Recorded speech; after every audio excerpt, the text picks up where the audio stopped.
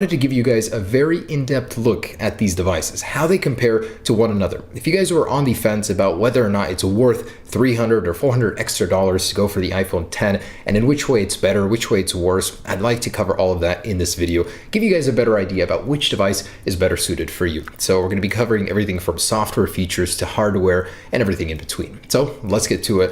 Which device is better suited for you? Now, I'd like to start with what is the same with these devices, because that list is smaller than what's different. So the build, from the outside, these are pretty strikingly different. I mean, one is much bigger than the other. This one fits in the palm of your hand. This one doesn't. I mean, not so comfortably anyways to use with one hand. This is definitely a one-handed operational device, more or less so than the iPhone Plus series. I mean, this is pretty close in size to the iPhone 8 now. They both feature a very similar design with glass on the front and back, and the actual type of glass is the same on both the iPhone 10 and the iPhone 8 and 8 Plus series, as it is 50% harder than the standard glass on the iPhone 7 and 7 Plus. So that's good in terms of durability. As far as displays go, these guys do have the same technologies when it comes to displays in terms of True Tone. So they will both adjust the ambience of the display to the current color temperature in the room, giving it a more even look. Also, they are both capable of the same brightness. So even though this one is an organic LED display, it is still capable of about 625 nits, the same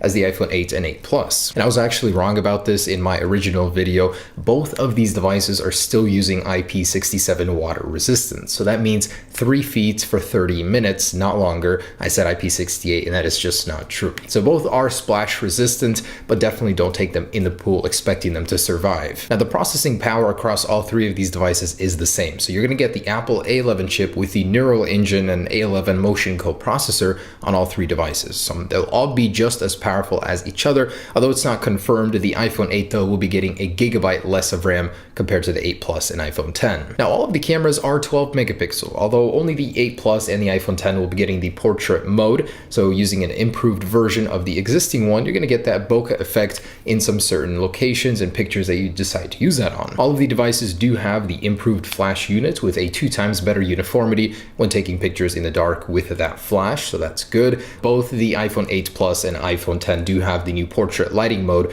which is in beta. And surprisingly, all of the devices can do the 4K 60 frames per second and 1080p at 240 frames per second.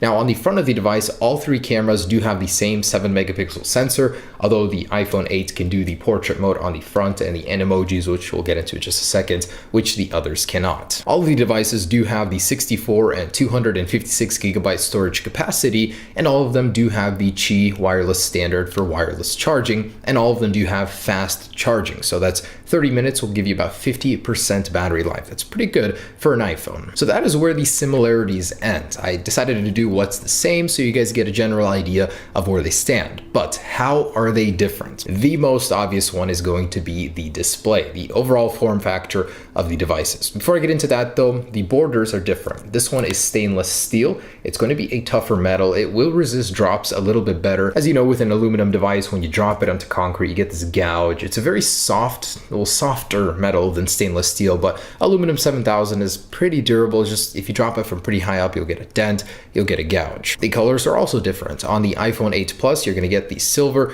the space gray, and the new gold color, although in this one, it does not have a gold color. So you only get a silver and space gray option. So comfort-wise, these are going to be in a different class. The Plus series is not so simple to use with one hand. You really got to stretch, and that's why it has reachability. On this guy, it's a lot easier to use with one hand. The iPhone 8 is comparable in terms of screen size, although this one is just a little bit wider by a few millimeters.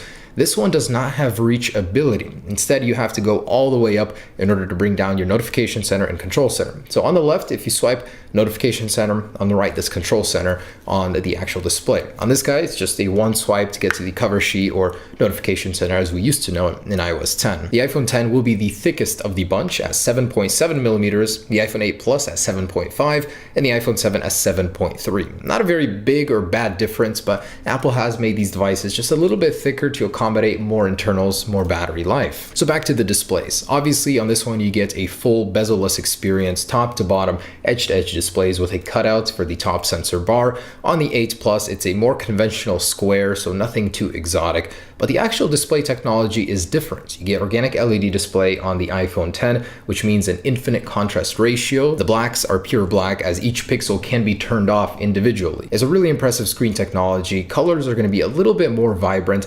In general, it's just a better display all around. Not to mention the PPI, or the sharpness of the display, is considerably better. You've got a 458 pixels per inch density on the 10, a 401 on the 8 Plus, and a 326 on the standard iPhone 8. So front-facing cameras, both are 7 megapixels, although this one is a Face ID capable device, meaning it can scan your face, a 3D map model of your face can be made, and you can do different things with them, such as unlock your phone with Face ID, pay for certain things with Face ID, or even do emojis, a new cool little fun trick that the iPhone 10 has. Animate your own emojis using your face. This guy is not capable of that. That means it will not be getting portrait mode either, in order to take those cool portrait mode effects using your face. Now, as far as cameras go, the iPhone 8 Plus, iPhone 8, and iPhone 10 all share 12 megapixel sensors, but between the 8 Plus and the iPhone 10, there are several key differences. For one, this thing has a lower aperture on its telephoto zoom lens. That means you're going to get a better picture, better quality in low light. This one also does have dual optical image stabilized sensors. That means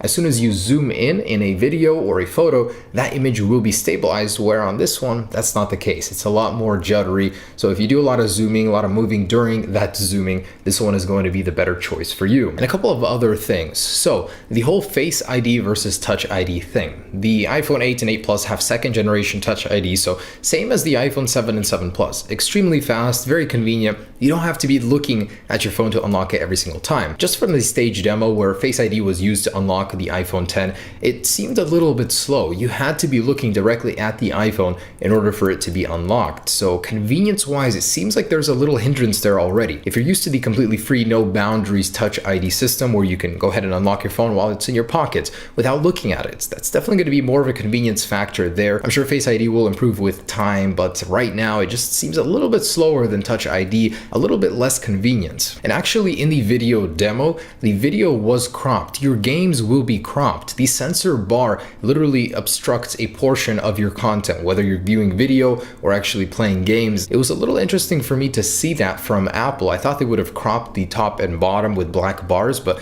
nope, it's literally just obstructing your content. And if you don't want that, definitely go for the larger plus size. Not to mention, these are not comparable. Your content will appear bigger on the Plus series phone just because it has more room to expand width-wise. This one is a very constrained device. Your content will definitely appear smaller than this one, even though there's more room with a taller display. Just something to consider. And then the topic of battery life. So all of them do have pretty good battery life. The iPhone 8 and 8 Plus have the same as the iPhone 7 Plus, and this guy has 2 hours better battery life than the iPhone 7. So where does that put it comparing it to the 8 Plus? The iPhone 10 will do an hour less internet usage time and video playback compared to the iPhone 8 Plus. So not too bad actually. 1 hour less for this huge display is not a bad deal. And lastly, price and release date. So the iPhone 10 definitely carries with it a premium over the iPhone 8 and 8 Plus, $200 over the iPhone 8 Plus, and $300 over the standard iPhone 8. Now, considering all that you get for those $300, it honestly isn't unreasonable. The Samsung Galaxy Note 8 starts at about $930 to $960, depending on which carrier you have. And although it does offer a lot, the iPhone 8 is still in that category, and it does some stuff that the Galaxy Note 8 can't even do. So definitely not a bad buy, although I totally understand why some people would not be willing to dish out more money for it. The iPhone 8 and 8 Plus series definitely do have a lot in common with the iPhone 10, but just holding these devices, man, you can definitely tell this is in a league of its own. That display, that design, it's unlike anything you've ever seen from Apple before. So personally, $300 in order for me to get this over the standard iPhone 8, I will do that any day. I just honestly think a device like this, 64 gigabyte entry model, man, they should have done 128. That just seems penny pinching right there for me, and 512 top end model. And lastly, release date and ease of access to these devices. The iPhone 8 and 8 Plus will be mass produced. They're definitely not a huge departure from the 7 and 7 Plus in terms of design, so it was a lot easier for Apple to make a lot of them. That means they're not going to sell out as fast, and you'll probably be able to get one if you really wanted to. The iPhone 10 though, oh man, this thing will be extremely limited at launch, and it's going to be launching a little over a month after after this guy. So November 3rd for this street day, September 22nd for these guys. So it will be releasing later. It'll have a smaller supply. That means it'll be harder to get in general. So if you guys definitely wanted to get one, the 8 and 8 Plus series would be easier. Just another reason to go for one of those. But the wait will be worth it for this one if you really, really want to. So there it is, guys, the iPhone